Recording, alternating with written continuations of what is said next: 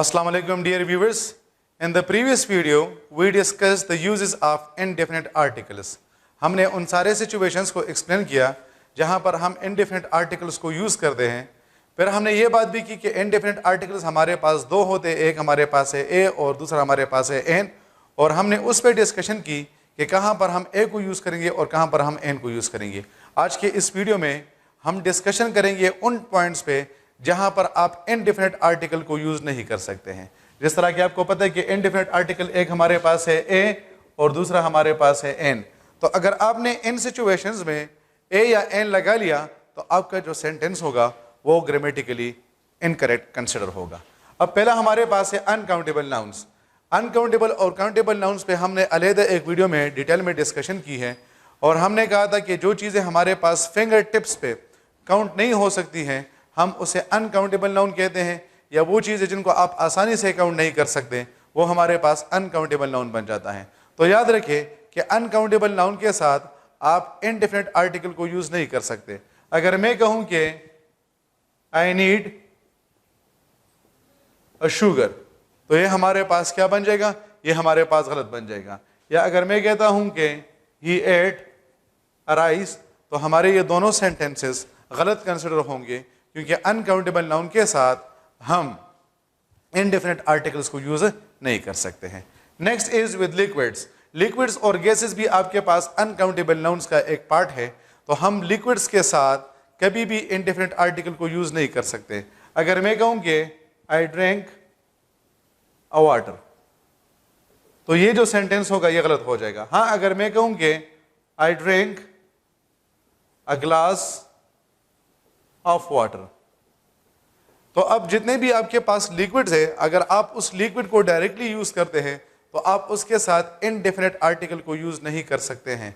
अगर आप उस के कंटेनर की बात करते हैं, यानी हम पानी को किसी बॉटल में डालते हैं या हम पानी को किसी ग्लास में डालते हैं या पानी को हम किसी जग में डालते हैं, तो उसका जो कंटेनर आएगा, जिस कंटेनर का मतलब ये होता है कि जिस चीज़ में हम उसको डाल रहे हैं, तो फिर उसके साथ तो हम इनडेफिनेट आर्टिकल लगा सकते हैं.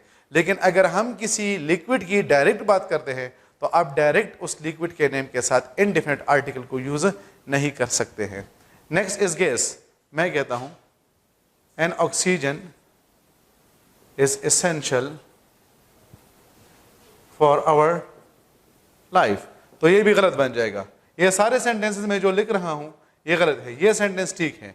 अब एन ऑक्सीजन, हमारे पास ऑक्सीजन आया है. Oxygen is basically the name of a gas. हमारे पास जो गैसेस के नेम्स आते हैं तो हम उसके साथ इनडेफिनेट आर्टिकल को यूज नहीं कर सकते हैं. Next is with plural nouns. मैं कहता हूं I need a marker. Sentence is grammatically correct क्योंकि हमने यहां पर सिंगुलर लगाया है. लेकिन अगर मैं कहूं कि आई need a markers so this sentence will be grammatically incorrect क्योंकि प्लूरल नाउन के साथ हम इनडेफिनेट आर्टिकल्स को यूज नहीं कर सकते हैं. I answered a question and मैं कहता हूं आई आंसर्ड अ क्वेश्चंस तो ये जो सेंटेंस होगा ये गलत हो जाएगा क्योंकि हम प्लूरल नाउन के साथ इनडेफिनेट आर्टिकल को यूज नहीं कर सकते हैं.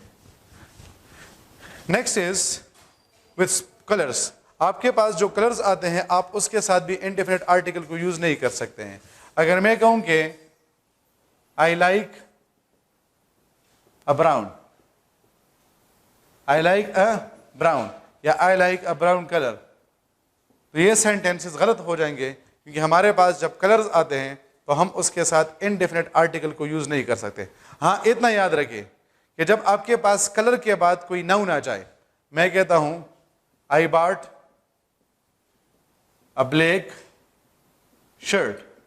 अब यहां पर हमारे पास कलर आया है और कलर के बाद हमारे पास नाउन आया है. तो जब हमारे पास कलर आ जाए और उसके बाद नाउन आ जाए तो फिर ऐसे सिचुएशन में हम उसके साथ इनडेफिनेट आर्टिकल को यूज कर सकते हैं. लेकिन अगर हम किसी कलर को डायरेक्ट यूज करते हैं तो फिर हम उसके साथ इनडेफिनेट आर्टिकल को यूज नहीं कर सकते हैं. तो अगर सिर्फ और सिर्फ कलर आया है then there should be no indefinite article with it. But if there is a color and a noun has been put after it, then definitely you will have to use indefinite article with it. The next is sports. I like a cricket. This sentence is grammatically incorrect, क्योंकि cricket हमारे पास एक sports का name है और sports के name के साथ हम इनडेफिनेट आर्टिकल्स को यूज नहीं कर सकते हैं। अगर मैं कहता हूं अ football is a famous game, this sentence will be grammatically incorrect because with sports we do not use indefinite articles. The next is with subjects. I like a chemistry, a physics is interesting. So these sentences will be grammatically incorrect because with subjects we do not use indefinite articles.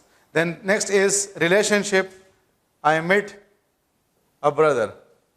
तो ये sentence गलत हो जाएगा, क्योंकि हमारे पास जो relationship होते हैं, रिलेशनशिप में आपके पास मदर, फादर, डॉटर, सन, ये सारे आपके पास आते हैं। तो जब भी आपके पास रिलेशनशिप की बात होगी आप उसके साथ इंडेफिनिट आर्टिकल को यूज़ नहीं करेंगे। अब अगर मैं कहता हूँ कि mother called me, a mother called me and the mother called me, इन तीनों सेंटेंसेस के मीनिंग में ज़मीन व आसमान का फ़र्क होगा, जिसको हम बाद में डिस्कस करेंगे। लेकिन इतना आप इस लेवल पे जानें कि हमारे पास जो इंडेफिनिट आर्टिकल्स हमारे पास जब रिलेशनशिप की हम बात करते हैं तो हम उसके साथ इंडेफिनिट आर्टिकल को यूज़ नहीं करते हैं। Next is languages. लैंग्वेजेस में हमारे पास हैं I speak in Urdu, they talk in an, for example हम कहते हैं एन इन अ हिंदी। तो ये गलत हो जाएगा, क्योंकि हमारे पास जो लैंग्वेजेस आते हैं हम उसके साथ इनडेफिनिट आर्टिकल को यूज़ नहीं करते हैं। The next is material noun. Material और कंक्रीट नाउन में अक्सर औक़ात आप लोग कंफ्यूज होते हैं।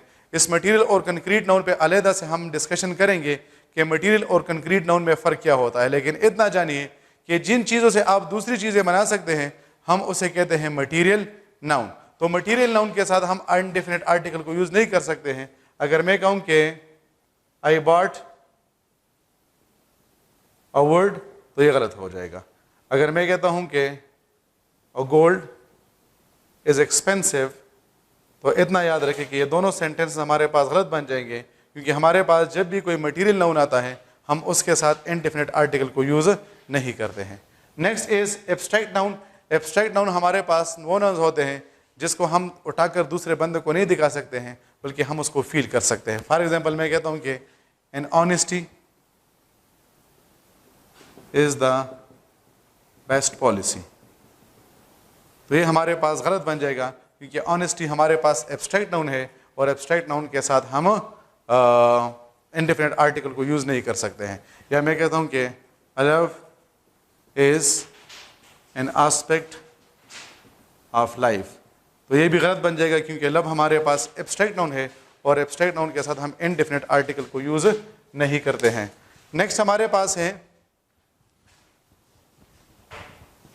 मील्स। मील्स हमारे पास खानों के जो नेम होते हैं।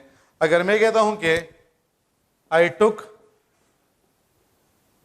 अ ब्रेकफास्ट तो ये हमारे पास गलत बन जाएगा, ठीक है, क्योंकि मील्स के जो नेम्स होते हैं हम उसके साथ इनडेफिनिट आर्टिकल को यूज़ नहीं करते हैं।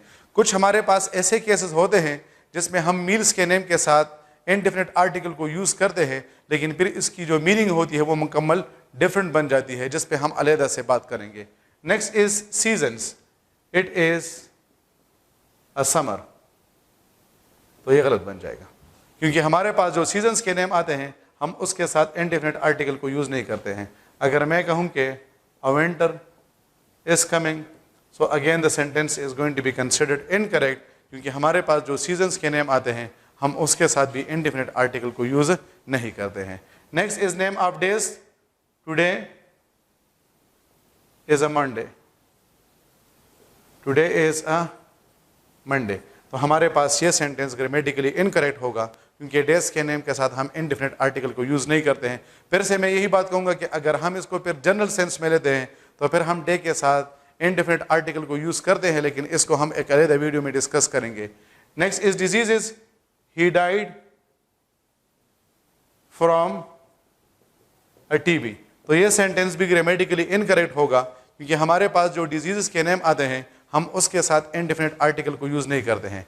अगर मेडिकल प्रोफेशन वाले होते तो फिर वो इसके साथ यूज़ करते हैं, क्योंकि उनको पता होता है कि टीबी के मुख्तलिफ टाइप्स होते हैं। लेकिन यहाँ पर हम जब बात करेंगे तो हम डिजीज़ के साथ कॉमन सेंस में उसके साथ इनडेफिनेट आर्टिकल को यूज़ नहीं करते हैं। मैं कहूँगा कि he is suffering from a fever, so the sentence will be incorrect. Next is months, it is a September, तो ये गलत बन जाएगा क्योंकि हम months के साथ भी indefinite article को यूज़ नहीं करते हैं।